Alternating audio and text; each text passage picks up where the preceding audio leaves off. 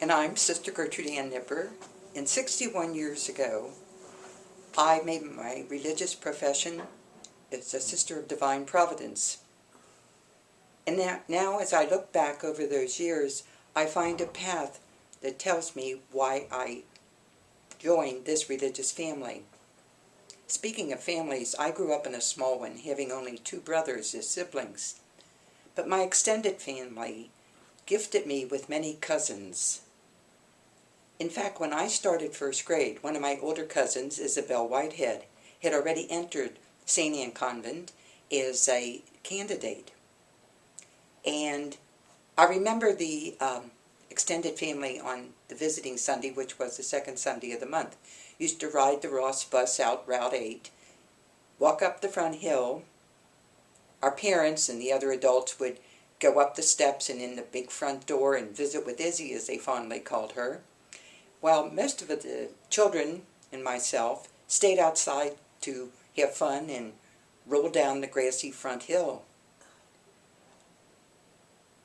Not only visiting Sundays, but as the years went on, we attended the formation ceremonies that brought our cousin, now Sister Mary Isabella, to her perpetual vows. Hence, from my earliest years, I was well acquainted with the sisters in St. Anne Convent. Along with many of my cousins too, since another one was in the classroom with me, we went to elementary school at Corpus Christi in Newport, and later I went with others down to Academy Notre Dame of Providence. I learned much during those the 4 happy years at the Academy and the other years at grade school. But besides learning much in my strong education that I received, I also found a deep admiration for the faith-filled lives of the sisters who taught me and later became my friends. Then my life's journey took a detour through the novitiate at Maryknoll, and even that would not have been possible without the encouragement, the help, and the guidance of the Sisters of Divine Providence.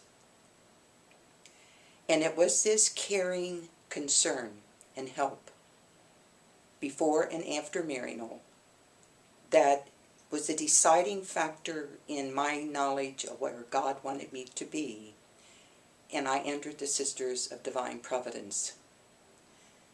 Our fundamental virtue of abandonment to divine providence became my own personal gospel message and brought me to the place that I call home. Thank you, Sister Gertrude Ann. You're welcome.